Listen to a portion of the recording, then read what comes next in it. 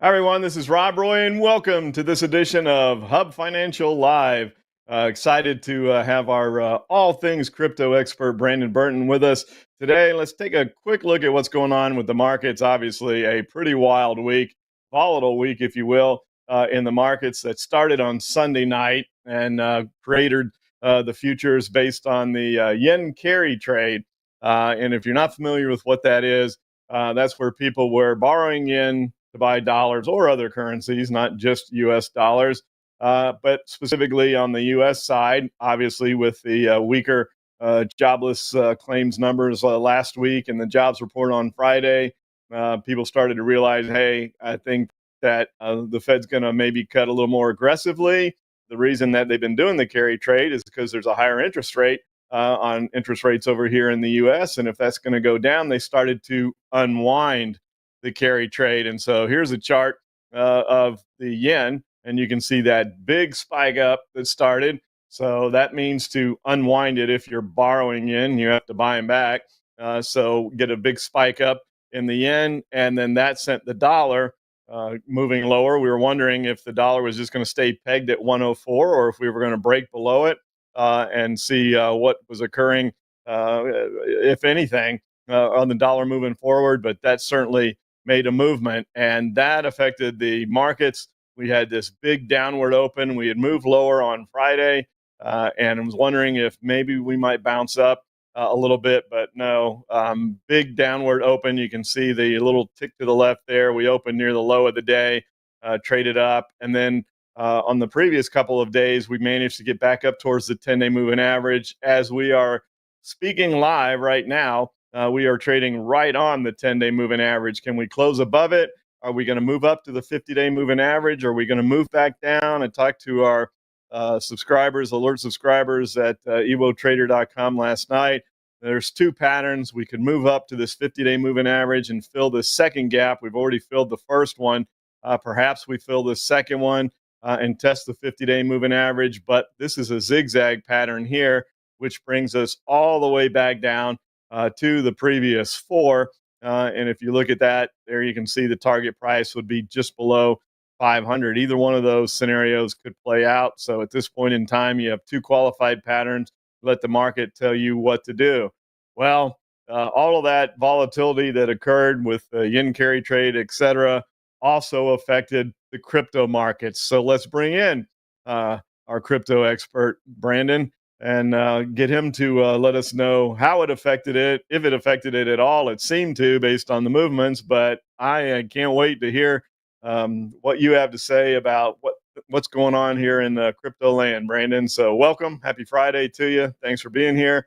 And take it away. What's going on? Hey, Rob. Oh my gosh. No, you couldn't have segued better. I think the yen carry trade is prevalent in all markets and obviously it did affect crypto, but I wanna explain to what degree, because obviously being able to borrow at a 0%, you saw what they were doing, and I think they met this week as well to kind of resolve the issue. So we saw a little bit bounce in the markets, but that was oh my gosh, so bad for all the markets this last weekend, where we saw that really affecting people being able to borrow at zero and then when they come out and say they're going to raise interest rates in this economy was absurd. So whatever, we saw that kind of breakdown. We saw the carry trade breakdown over the last couple of months actually.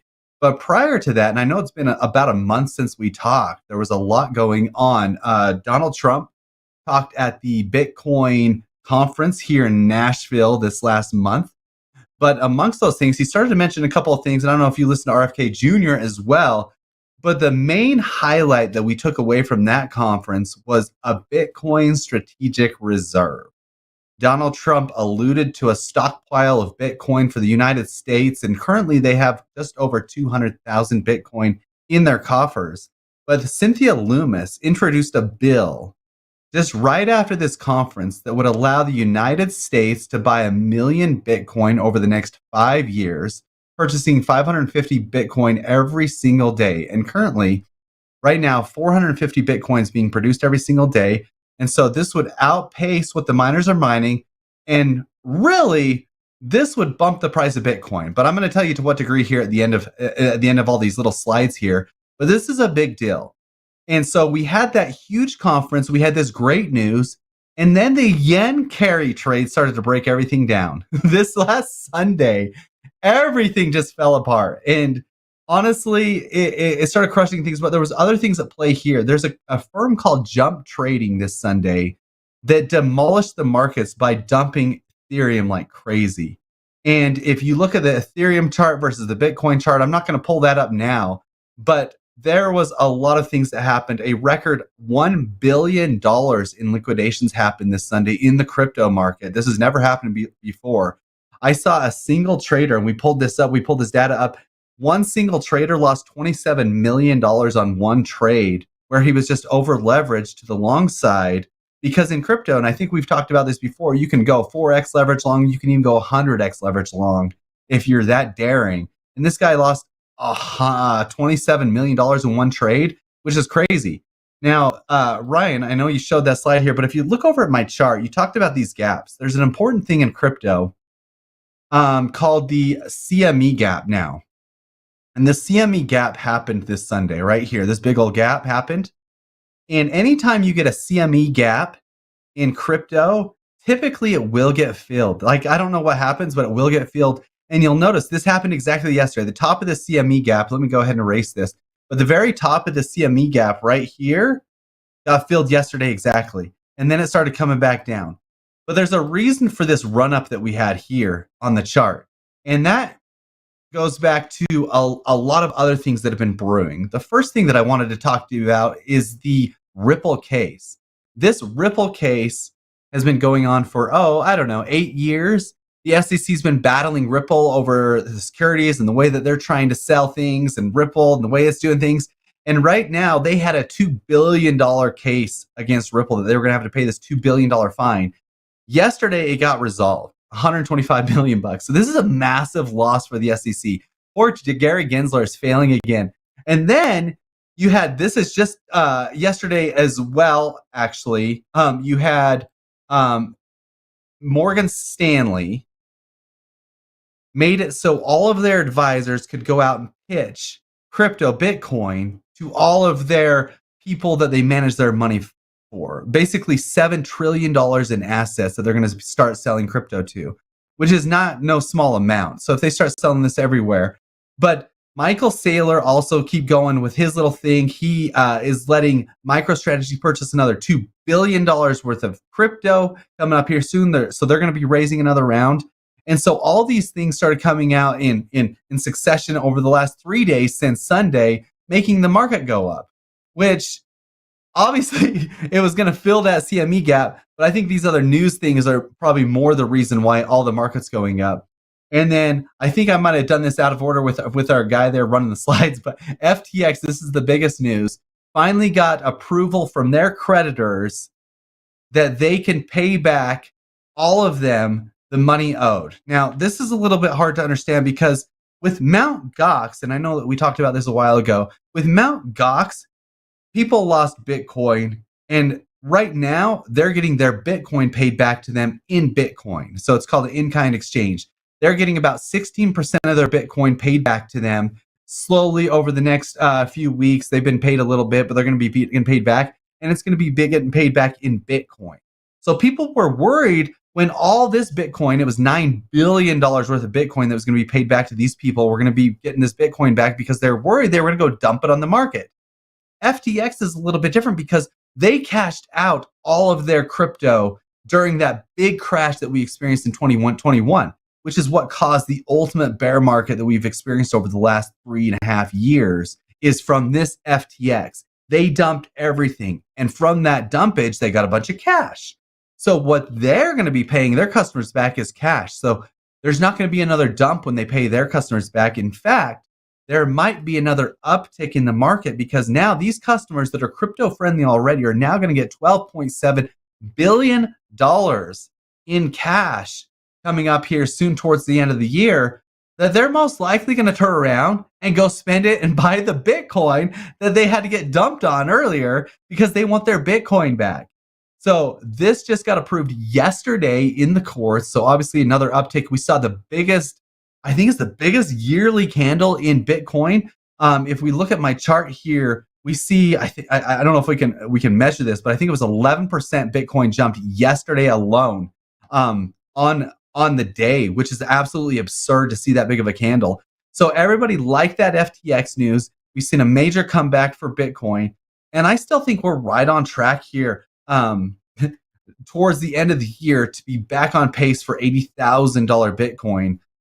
We may see a few more bumps coming up here just because of some macro factors, including what's happening over in the Middle East, the yen carry trade. And then, of course, we got to talk about our favorite Jerome Powell not lowering interest rates last week. Then that crappy job report comes out. Gosh dang it. And then he takes off to Jackson Hole for vacation and he just calls it a day. And we're not going to hear from him till September. So we kind of mold through that whole situation and we're okay with it. But we're going to push past that. And I think we're on table here to get to kind of push along here in the crypto market. I appreciate all of the commentary, and that's why I love having you here, Brandon, because you have all that behind the scenes information, and I knew you would be able to make sense of it. I just have to wonder when you show that slide how old SBF is feeling while he's in jail, and everybody's basically going to be made whole. And, timing is everything, as they say, and I guess that's not just in trading; that's in life as well. But holy cow! I had noticed when Bitcoin literally broke 50,000. What was it, Sunday night or early Monday morning when it happened? It sure felt like this is an amazing buying opportunity. And at this point in time, it would have played out that well. But I don't have all the inside knowledge on Bitcoin that you do. I did have a question for you, though. You talked about that firm that dumped a lot of Ethereum. Was there any reasoning behind that? Do we know why they did that? Because Ethereum doesn't seem to have come back the way Bitcoin has, and you've clearly shown with the FTX news, et cetera, what's going on with Bitcoin. But let's talk about Ethereum a little bit. Yeah, Why let's did they pull up dump all that chart. that? Anything? The Ethereum Bitcoin chart kind of tells exactly what you just said. I mean, it definitely hasn't rebounded to the place where Bitcoin is. This is the Ethereum Bitcoin chart, and this is on the 2 hours. Let's switch it over to. Let's go to the daily on this chart, and we can see that it's still hanging down here, and it hasn't even come back to. It should be right at this 0.05 level to be back to where it was before the big dump.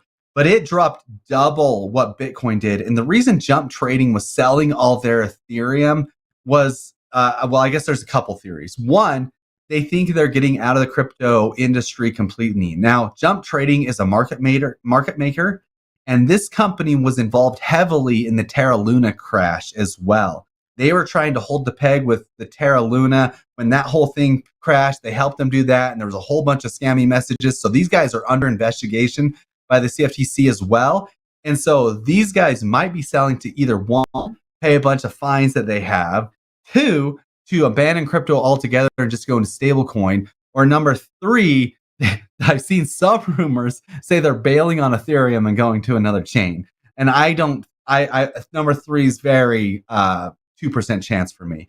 I think it's either they're getting out of crypto altogether because they have to pay some big fines, or they just want to go to stable coins. Now, this, obviously impacted Ethereum quite heavily. But if we go back to when the ETH ETFs just launched a couple of weeks ago, if we go back all the way to January 11th when the Bitcoin ETFs just launched, they had the same sell the news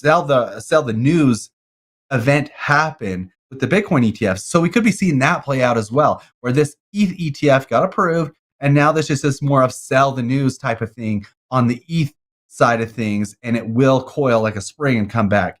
If I were to call this out right now, I love ETH probably more right now as a potential bounce, but boy, does that chart look ugly. This is the ETH Bitcoin chart. I have seen basically no saving grace for this chart in the past, 2-3 years. The last time that it had any significant bounce was all the way back here in April. I think this is 2021. And so it's been a long time since ETH has held any type of flame to Bitcoin or anything else. So it's in a rough spot right now. So definitely not loving where ETH is sitting. I totally agree with your comment. No doubt that's an ugly chart. It's a little vertical to the downside for me, and I don't like it when things go vertically because they tend to reverse and go back the other way. So I think you would short Ethereum at your peril right now. And it takes guts to come in and buy when things look really ugly. But with a chart that looks that ugly, with the rebound in Bitcoin, it feels like maybe if you missed that Bitcoin move below 50,000 and didn't jump in then for a buying opportunity, that maybe Ethereum is giving you one now, unless you see something more nefarious in the fundamentals behind things. I mean, you still feel like Ethereum is the place to be. It sounds like it from your comments on outperforming. I don't know. I guess what I'm trying to say is it feels like this is a pretty good buying opportunity in Ethereum with a chart that ugly. But it takes guts to step in when a chart looks terrible. It's easy to buy when everything's going up and the chart looks really bullish, but to step in when it looks really ugly is tough. But that's where you can generate the greatest return sometimes. It's all risk reward, right, Brandon? The whole marketplace, it doesn't matter what security you're trading, it's all risk reward. Yeah, it's kind of interesting how that works. I mean, blood in the streets, right? Buffett says, and those people that were able to buy Bitcoin on Sunday at 49K, I mean, they're up what 20% on their position already, And so it's like one of Absolutely. those things with Ethereum. I'm like, I see a great case for it going forward. I mean, everybody coming into the market, BlackRock especially, is going to be using Ethereum for their RWA. They're going to be building on Ethereum. They're not going over to Solana. They're not using Arbitrum. They're not going to Cardano. They're going to be using Ethereum. So the fact that it's like this it's so oversold to me. I just don't see that it couldn't bounce higher and faster than some of these other asset classes. That being said, as an overall picture for Ethereum, it is somewhat fragmented. Vitalik, obviously the guy that main headliner for Ethereum, he invented it, kind of co-founded it, whatever you want to say about Vitalik. I mean, but he has been selling a little bit of Ethereum, and he normally does this. He's been selling a little bit of Ethereum as well, but he's really taken his foot off the gas pedal on evolving Ethereum, and he's been letting the layer twos do all the heavy lifting, in my opinion, which is fragmenting Ethereum as an asset. It's letting all the layer twos, you're talking your Optimism, your Matic, even some of the other ones that the base network that Coinbase is doing, it's letting all these layer twos do all the heavy lifting. So I think the Ethereum ecosystem is a little bit fragmented on what to actually buy as some sort of investment to put their money into, which is causing a little bit of an issue. And so him focusing and letting the layer twos do all the work is what I think could eventually be more of a downfall, because if the layer twos succeed and do their job completely, what need is there for Ethereum and holding that asset to actually pay for the ecosystem and the network, when all the layer twos can do all the work and just do a simple layer two roll up to layer one and just call it a day, So he might be working himself out of a job here by letting all these layer twos do all the work for Ethereum. So in the short term, I still think it's a good play, but I don't know what's going to happen 3-4 years from now if he stays on this path. You know what I'm saying? So that's where I'm at with Ethereum. Okay, I have two other questions, if I could. The first one is, you mentioned Michael Saylor, obviously MicroStrategy authorizing more purchase of Bitcoin. I felt like that you were hinting at that, but I'm not sure. Are they doing more debt financing to do that, or were they buying cash in the coffers? They're going to be raising. No, they're going to be raising. Yeah, doing more, another raise. Yeah. Exactly. I mean, it's MicroStrategy. That's their playbook. I mean, it's part of their playbook. That's if you ever get orange peeled by Michael Saylor, I mean, you know how he thinks, and this is his 100% lifetime venture, I guess. So he's all in. You can listen he's all in. No doubt about it. He just came out this week. He owns. Yeah, it's aggressive. I mean, yeah. He just came out this week and said he personally owns 17,000 Bitcoin. This is off of MicroStrategy's book. That's $1 billion in Bitcoin that he owns personally, in addition to what MicroStrategy owns. So, I mean, he's all in. He believes in it. He says if you have a portfolio of 100% cash, 95% of it should turn into Bitcoin today. Like, he's seeing 5% cash in your credit, in your savings account, whatever it is, 95% Bitcoin. That's where he's at. So he's a little extreme. I don't know if I'd go that far, but he believes in it. So we gotta take Michael Saylor with a grain of salt here. Well, there's a guy that's putting his money where his mouth is, right? His own personal money, No not doubt. just the company's money. So you have to respect his commitment, if nothing else. But I agree with you. He's a little extreme, a little exaggerated. But if it pays off, more power to him. The other question that I had for you, you briefly mentioned it, was Solana. It seems to have rebounded pretty nicely as well. You have any thoughts on where we go from here on Solana? Solana is an interesting coin. It's the people's coin this run, right? So Solana's doing really well. It I've is.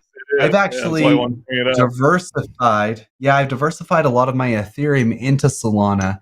Even off of this bounce, when Ethereum took this big dump, I diversified into Solana quite a bit because I believe that a lot of people will be playing Solana. The meme coins are there. It's a fast network. There are a lot of dApps building on Solana, but the problem that you run into with Solana at the end of the day that you got to be aware of is there's a lot of insiders that own a lot of Solana.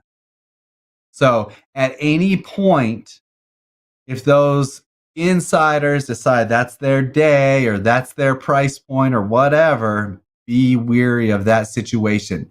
And then in addition to that, Solana has a higher inflation rate than a lot of these other layer ones have, exponentially higher than Bitcoin, but even higher than Ethereum, meaning there's more tokens being dumped into the economy for Solana than anything else. But right now, just at face value, I like Solana. I like its run up. I like where it's been going. As a riskier play, it's a riskier play though.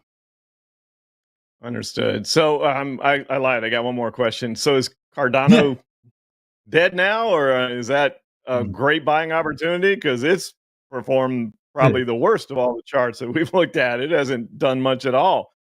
Slight bounce off Charles of Hoskins. So the lows. now you bring up a good token. I mean, Cardano, if we're looking at it at token value, you would look at it and be like, oh my gosh, yeah, it's got to go somewhere, but I don't see it going anywhere. It's a dead token to me. It's one of those zombie projects that just never succeeded and kind of spun its wheels for 4 years of possibilities, and it's done everything right. It's just, who gives a crap about it? Like they can use Bitcoin for the UTXO, and then as far as security goes, they're fine, but people would rather use rather use Ethereum for the security, and for trading, they're going to use Solana. And so Cardano had its time, and I just don't see it having its time ever again. That's the problem with Solana, or with Cardano, unfortunately. So I had a feeling that was, in my opinion. I had a feeling that was your take. So yeah, and the chart kind of shows that when you succumb to the selling, but then you don't recover when all the rest of the tokens are. At least it's somewhat recovering from the charts that you've shown. It kind of tells you a lot. So anything else that you wanted to say? Let everybody know where they can find you to get more of this great inside background information that you have. No, I think, I appreciate that. I mean, we obviously do lessons. So we're on 5 days a week now where we go over all this material over at Digital Investor. And we'll go ahead and put the link in down below and put it in the description of this video. And you guys can go ahead and watch us and keep abreast of all the situations and all the new tokens that we're following and going and we're doing and stuff. And we cover a lot of in-depth stuff on how to actually use the crypto that we're working with, how to stake it, how to lock it up, and how to make it work for you. But there's one more last slide that I did want to share before we wrap this up that I think is very important. And this is ARK. They came out with kind of a forward-looking statement towards 2030 and what they thought Bitcoin could be priced at into 2030. And I know you've heard a lot of these things.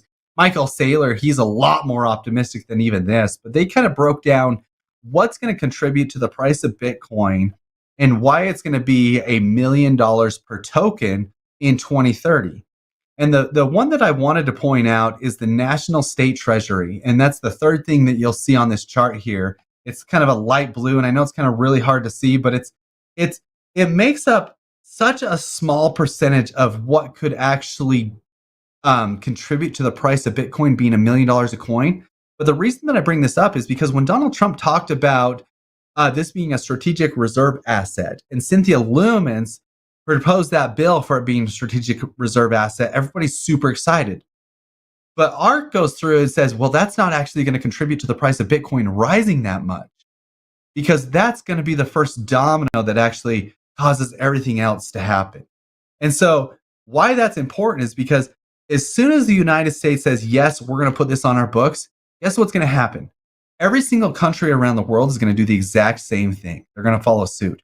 Or what's going to happen is they're going to try to front run the United States and buy their Bitcoin first. And once we see an all arms race to get Bitcoin on everybody's strategic reserve assets or their books, it's game over for Bitcoin. And we're going to see an escalation in Bitcoin price like we've never seen before. I mean, we think $1 million a coin is crazy. I don't think it's that crazy at all when you consider the supply is capped at $21 million. And we see Russia and China over there trying to outdo their purchasing over with only 21 million Bitcoin when the United States is trying to get 1 million of it. They're going to try to get 1 million of it. And China's going to try to get 1 million of it. And there's just not going to be enough Bitcoin to go around. So it's exponentially going to push the price of Bitcoin higher and higher. And so it's going to, with on top of that, institutional investing is going to happen. Banking is going to happen. We're seeing some of the biggest moves right now in politics for Bitcoin that we've ever seen in the entire history of the crypto market right now play out before our eyes. And we're at such an opportune moment in the history of Bitcoin to be able to buy these assets at such cheap prices. So it's really shocking to see anybody sell at these levels when they can see what's coming. Now, obviously, politics could play an important role this November, so there is some cause for concern there, but if things go as planned, nothing's going to stop this asset class. Literally nothing. Yeah, I was going to ask you about that. What if Donald Trump doesn't win? Just, when we don't play politics here, we talk about how politics can affect the markets, right? So if Donald Trump, who has, come out very positively on Bitcoin, et cetera, and you detailed that very well, but let's say Kamala Harris wins. I really haven't looked as much on the Democratic side. Perhaps you have. Are they anti? It seems like, Biden was very anti-cryptos, and then when it caught on with Trump's comments, then he flipped the script real quick. So would it be a big negative, I guess, is the question, if the Democrats were to win in November, or just maybe a short-term blip in the market? My assumption, and I want to hear yours, is that any dip that occurred on a Democratic win in November would be a buying opportunity once again, whether or not, the U.S. government is buying them. The still supply and demand issue comes into play. That's the bottom line of any security. And with the limited amount of Bitcoin, it's going to go up over the long term. I fully believe that. And, maybe it changes the time horizon a fraction, but I don't think it's a significant thing. So I just was curious as to what you thought on a Democratic victory in November, how that might affect things.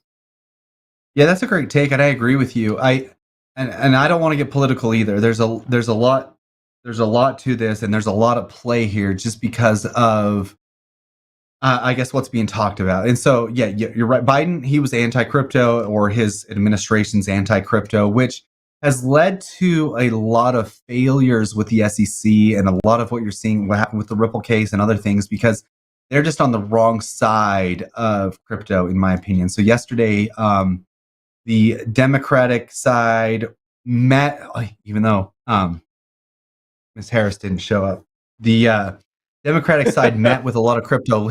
Maybe that was amazing. I'm not gonna say anything. It was a Zoom call, and anyway. Go ahead. So no, go ahead. No, we're not gonna go there. But she didn't make it to the meeting, but she was supposed to make it to the meeting. Anyway, so they all met with a lot of head crypto executives from Coinbase, from Uniswap. They met with from Kraken. They met with all these guys because the crypto industry wants regulation, and they want the government to be involved. They want the banks to be involved. They want people to be able to custody their crypto at banking institutions, and Biden has not allowed that. So Kamala has said that she wants to do a crypto reset, but she's not taken the steps to do that, right? So just words at this point, right? So until we see actual steps from Kamala, I have yet to believe it'll happen. But if it does, then that would be great for the Democratic side, and I think that's a win. But as I see things now, I think you're right. If they do win in November, it's going to be a little bit of a downtick, but nothing's going to stop the cycle of Bitcoin and the cycle of crypto. If Trump wins in November, we're going to see $100,000 Bitcoin by the end of the year. So that's the difference there. So. Yeah, I'm totally with you. I have the exact same belief, and I don't think that the crypto world should be too upset that Kamala didn't show. I mean, she hasn't even been to the border, so I mean, she just didn't like to show up. I know we're not going. I'm not going to go there because he's probably still trying to figure out the cloud. Am I right? Anyway, now just joking, people, just having fun. Everybody has their own political beliefs. So respect them all. That's what the democracy is all about. So, but we do try to discern what the political landscape has an effect. In this case, we're talking about crypto. So, Brandon, unless you have anything else, I'll let you go and get back to your trading day. I want to thank you as always for being here. Really appreciate it. I learn something every time you're here. I'm sure all the viewers do as well. And I look forward to talking to you again soon, my friend. I appreciate it. Thanks, Rob. We'll see ya. Take care, everybody.